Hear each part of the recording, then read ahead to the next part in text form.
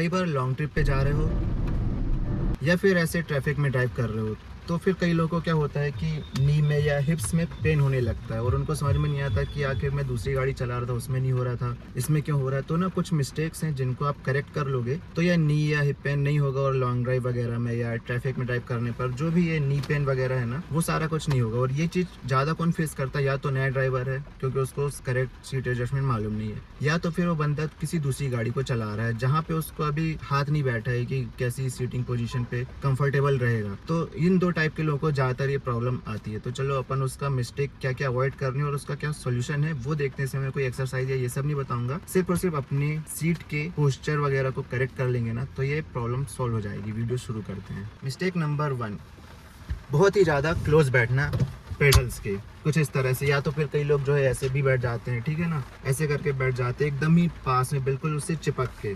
हाँ, तो ये जो पोजीशन है ना, ये सबसे बड़ी मिस्टेक है नए ड्राइवर्स के साथ, क्योंकि उनको आगे के बोनेट का सारा कुछ देखना होता है। तो चक्कर में जितना ज़्यादा आगे बैठ सकते हैं उतना ज़्यादा आगे बैठ जाते हैं। तो उससे क्या हो जाता है ना कि ये जो अपने नी जॉइंट्स हैं इसमें बहुत ही ज़्यादा कंप्रेशन पड़ता है और जो अपने हिप्स हैं वो बहुत ही ज़्यादा ना फ्लेक्स पोजीशन में हो जाते हैं और इस वजह से नीज को, हिप्स को रिलैक्स करने का चांस ही नहीं मिलता है। और इसी वजह से जब फिर लॉन्ग ड्राइव पे जाते हो, काफ़ी देर तक ऐसे ही बैठे हो ना, तो फिर नी पेन वगैरह होने लगता है। तो इसका सोल्यूशन ये है कि एकदम इससे चिपक के नहीं बैठना है। देखो ऐसे कुछ मेरी पोजीशन हो रही है अभी, और हर किसी की हाइट अलग है, वेट अलग है। मैं हूँ 5 फीट 8 इंच और मेरा वेट है 72 kgs। तो सबका जो भी, कोई हैवी है कोई पतला है, अपने हिसाब से कंफर्टेबल पोजीशन ढूंढनी है। तो पहली चीज़ तो ये कि इतना पास होके बैठने की जरूरत नहीं है, थोड़ा सा पीछे करो, कुछ इतना, जैसे इतने पे मैं कंफर्टेबल फील करता हूँ। और ये जो नी की पोजीशन है ना, जो नी बेंड हो रहा है ये वाला, क्योंकि मेरी ऑटोमेटिक है तो इसमें मैं राइट लेग का ही यूज़ करने वाला हूँ, तो इसकी पोजीशन ऐसी होनी चाहिए कि एकदम 90 डिग्री नहीं होना चाहिए, ऐसे कुछ नहीं होना चाहिए। ये थोड़ा सा एंगल इसमें होना चाहिए 20-30 डिग्री समथिंग का। तो ये एक चीज़ करनी पड़ेगी अगर नी पेन वगैरह अवॉइड करना है। तो जैसे अगर मैं चिपक के बैठता हूँ ना, या नहीं भी बैठता हूँ, अगर मैं आपको बताऊँ, अगर आपका पैर ऐसा है, ठीक है, ऐसे एंगल पे, और अब यहाँ से फिर एंकल पे ऐसे ऐसे पिवट करोगे तो ना अलग ही यहाँ पे एक पेन समझ में आ रहा है, यहाँ पे एक पेन समझ में आ रहा है, क्योंकि कंफर्टेबल पोजीशन है ही नहीं। कंफर्टेबल होगी कुछ इस तरह की, तो सीट पे एकदम पास नहीं चिपका के रखना है। अब इसी में मिस्टेक नंबर 2 क्या करते हैं, पहला तो ज़्यादा पास नहीं बैठना है, उसका अपोजिट कई लोगों की आदत होती है एकदम ना पीछे फैल के बैठने की। तो वो बैठने में मज़ा आता है पर ड्राइव करने के लिए वो कंफर्टेबल नहीं है। इतने हाथ हो गए ऐसे, शोल्डर भी यहाँ पर सपोर्ट के लिए नहीं है सीट के साथ, और जो अपना नी एंगल है अब वो और ज़्यादा बढ़ गया। पहले क्या हो रहा था, ऐसा 90 डिग्री हो रहा था, अब वो एंगल और ज़्यादा बढ़ गया। अब ऐसे में मैं अगर ऐसे ऐसे इसको स्वाइवल करता हूँ मेरे फुट को, राइट फुट को, तो अलग ही मुझे यहाँ पर नी जॉइंट पे पेन समझ में आ रहा है और हिप्स पे भी थोड़ा थोड़ा ना फील हो रहा है कि अगर मैं ऐसे ही ज़्यादा देर करता रहा ना तो मुझे वो पेन ज़रूर होने लगेगा। तब इतने दूर बैठने से क्या दिक्कत है ना कि अब अपने जो पेल्वे से उनको फॉरवर्ड रोटेट करना पड़ेगा और ज़्यादा, और जो हिप्स है उनको और ज़्यादा ना और ज़्यादा काम करना पड़ेगा ऐसे ऐसे पैर की मूवमेंट करने के लिए। और जो अपने हैमस्ट्रिंग्स हैं वो भी अंडर कांस्टेंट टेंशन में आ गए, क्योंकि अपनी जो सीट की पोजीशन है वो काफ़ी ज़्यादा दूर हो गई इस वजह से। और इसी के कारण फिर जो है ना, ये जो हिप्स, नीज और यहाँ तक कि जो अपनी लोअर बैक है, इसमें तक आपको डिस्कम्फर्ट फील होने लगेगा। तो इसीलिए जो है ज़्यादा पीछे भी नहीं बैठना है। तो ये ऐसी कुछ पोजीशन, इतना कुछ मुझे कंफर्टेबल फील होता है और मैं यहाँ से ईजिली मेरे लेग्स की मूवमेंट भी कर सकता हूँ। मिस्टेक नंबर 3 क्या होता है, लड़के ही ज़्यादातर जो है अपना वॉलेट अपने जीन्स के बैक पॉकेट पे रखते हैं, ये ऐसे कुछ। तो ये ऐसे नहीं रखना है, बैक में नहीं रखना है। कार में बहुत सारी जगह है, यहाँ रख दो, वहाँ रख दो, कहीं भी रख दो, जगह ही जगह है वॉलेट के लिए, ठीक है। तो उससे क्या होता है ना, ऐसे उठ के टेढ़ा टेढ़ा बैठे रहते हैं ऑटो वाले टाइप से, तो उस वजह से क्या होगा, इस पे और ज़्यादा टेंशन आएगी। एक तो बैलेंस भी नहीं हो रहा है, सेम एंगल पे नहीं है दोनों के दोनों हिप्स, तो ये ना बहुत बड़ी गड़बड़ है। कई लोग करते हैं ऐसा गलती से, या जो भी है उनको मज़ा ही आता है कि वॉलेट बिल्कुल ऐसे फील होना चाहिए कि अपने पास ही, नहीं तो गायब ना हो जाए कार के अंदर से कहीं पे। इससे क्या होता है कि हिप्स पे टेंशन ज़्यादा पड़ता है और लोअर बैक पे भी इसका टेंशन पड़ता है। जैसा जैसे फिर वही सब पेन वेन होगा, तो ये मिस्टेक अवॉइड करनी है। वॉलेट को पीछे नहीं रखना है, या ऐसे और कुछ कीज़ वगैरह रख रहे हो या और कुछ भी रख रहे हो, तो वो चीज़ नहीं करनी चाहिए।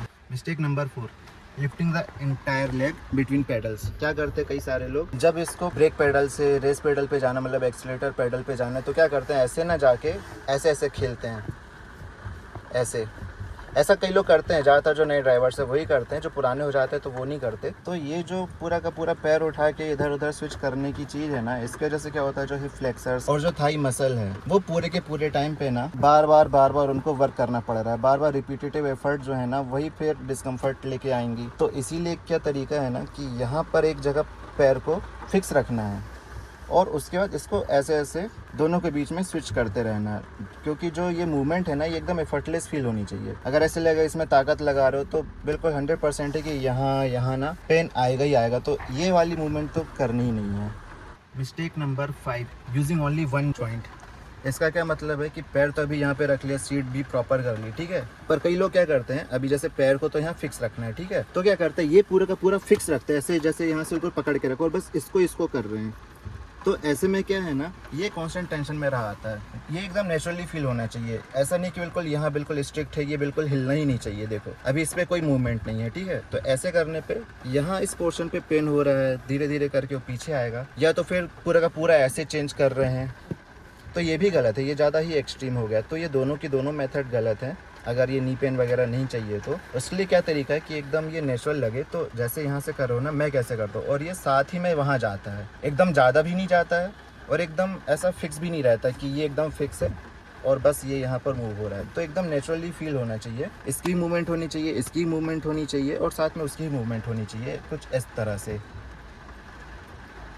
तो जो है वो नी पेन वगैरह नहीं होगा। अभी नेक्स्ट मिस्टेक मैं काउंट भूल गया, तो वो क्या मिस्टेक है ना कि जो कई लोग हैं जिनको भी ये पेन वगैरह, वो लोग ज़्यादातर क्या करते हैं कि जो अपना जो फुट है, पैर है ना, उसके थंब से उसको प्रेस करते हैं, एक्सीलरेटर पेडल को या ब्रेक पेडल को। तो मैं ना आपको शूज़ उतार के बताता हूँ मैं क्या कहना चाह रहा हूँ। मैं ये कह रहा हूँ कि ऐसे प्रेस नहीं करना कि इसको दबा रहे हैं, इसको ऐसे दबा रहे हैं, अंगूठे से नहीं करना होता। जो फुट का जो थंब है ना उससे नहीं किया जाता। अगर ऐसे करोगे ना तो क्या होता है, यहाँ पर पेन होने लगता है। ये एक बड़ी मिस्टेक है जो कई लोग करते हैं, क्योंकि उनको या तो करेक्ट पोजीशन पता नहीं होती या जो भी है। सबसे पहली चीज़ तो विदाउट शूज़ ड्राइव करनी नहीं चाहिए, ठीक है, और उसके बाद फिर अगर शूज़ पहन के भी कर रहे हो ना, वो अपने को इस वाले पोर्शन से प्रेस करना है, ना कि यहाँ से या यहाँ से या यहाँ से, इस पोर्शन से प्रेस करना होता है। ये कुछ इस तरह से यहाँ, और फिर वही यहाँ पे जाएगा ऐसे और ऐसे, ना कि ऐसे। ये पूरा का पूरा मुड़ेगा ना तो फिर वही वाली जो नस है, नर्व बोलते हैं उसको इंग्लिश में, तो वो उस पर टेंशन आएगा और फिर वही पेन जो है फिर आगे तक फिर मूव करेगा। तो ये एक मिस्टेक है जो अवॉइड करनी चाहिए। फिर नेक्स्ट मिस्टेक आती है कि हैवी फुट से ड्राइव करना। हैवी फुट से मतलब जितना ज़रूरत है उतना ही प्रेस नहीं करते और ज़्यादा प्रेशर लगाते हैं ऐसे कि बिल्कुल हवाई जहाज़ बन जाए। तो वैसे नहीं करना, जितनी ज़रूरत है लाइट फुट यूज़ करो, उससे माइलेज भी अच्छा आता है, इंजन भी अच्छा रहता है, साउंड भी कम आता है गाड़ी का। तो जितनी ज़रूरत है धीरे धीरे स्लोली प्रेस करो, ये नहीं कि एकदम से पूरा करते जा रहे हैं। बार बार जहाँ इमरजेंसी है वहाँ तो करना ही पड़ेगा जोर लगा के, पर हर बार ज़रूरी नहीं होता है कि पूरी ताकत झोंक दे इस पर। यह देखो ऐसे शूज़ मुड़ रहा है, इतनी ताकत नहीं लगानी, लाइट फुट से धीरे धीरे प्रेस करो। फिर लास्ट मिस्टेक आती है कि जो रिक्लाइन एंगल है वो कुछ ज़्यादा ही रखना। या तो कहीं ऐसे जैसे एकदम सोफे में बैठे हैं वैसे कर लेंगे, या तो फिर कईयों की आदत होती है, खासकर जो नए नए सीख रहे एकदम ऐसे स्ट्रेट बैठते हैं, क्योंकि क्या है ना, ऐसे में विजिबिलिटी और ज़्यादा अच्छी हो जाती है। तो ये चीज़ गलत है। रिक्लाइन एंगल थोड़ा सा होना चाहिए, मतलब 100-110 डिग्री के बीच में होना चाहिए। एक तो ज़्यादा भी नहीं होना चाहिए, ठीक है, ये गलत है, और एकदम 90 डिग्री भी नहीं होना चाहिए। इतना होना चाहिए, कुछ आप ऐसे मान लो कि अगर यहाँ पर आप वो एंगल देखो तो 100 या 110 या जो भी कंफर्टेबल हो, बट बहुत ज़्यादा तो होना नहीं चाहिए और ना कि 90 डिग्री होना चाहिए। तो इतने एंगल पे मुझे लगता है कि मैं कंफर्टेबल फील करता हूँ। तो एंगल कुछ ऐसा होना चाहिए।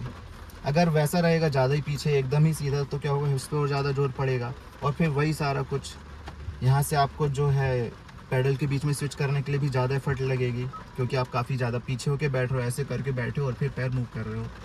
तो ये चीज़ गलत है, ये मिस्टेक अवॉइड करनी चाहिए।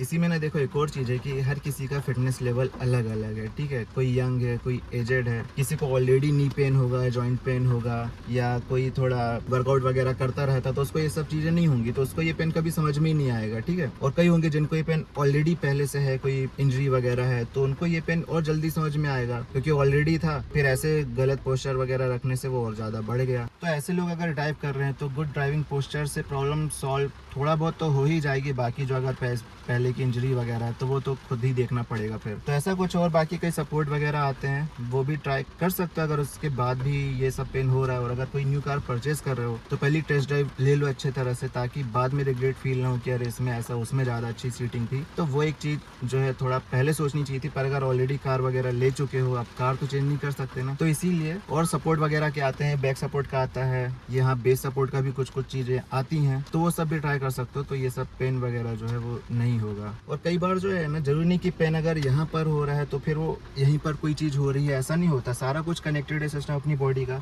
हो सकता है कि फुट की मूवमेंट गलत कर रहे हो, यहाँ ज़्यादा टेंशन आ रहा है तो वही सारा पेन फिर यहाँ ट्रांसफर होता है। कई बार सिटिंग पोजीशन सही नहीं है और ऐसे कर रहे हो ना, तो लोअर बैक पे पेन होने लगता है, जबकि वहाँ पर ऐसा कुछ पेन वाली चीज़ नहीं है, क्योंकि सारा कुछ कनेक्टेड है। तो अपने को ये देखना पड़ेगा कि पेन आ कहाँ से रहा है, ना कि कहाँ पे हो रहा है, तब जाके उसको सॉल्व कर पाएंगे। आप भी अगर मैनुअल कार ड्राइव करते हो, ऑटोमेटिक कार ड्राइव करते हो और कुछ पॉइंट आप ऐड करना चाहते हो अच्छी ड्राइविंग पोजीशन के लिए, जैसे लॉन्ग ड्राइव पे कंफर्ट बना रहे, तो वीडियो में कमेंट करके जरूर बताओ।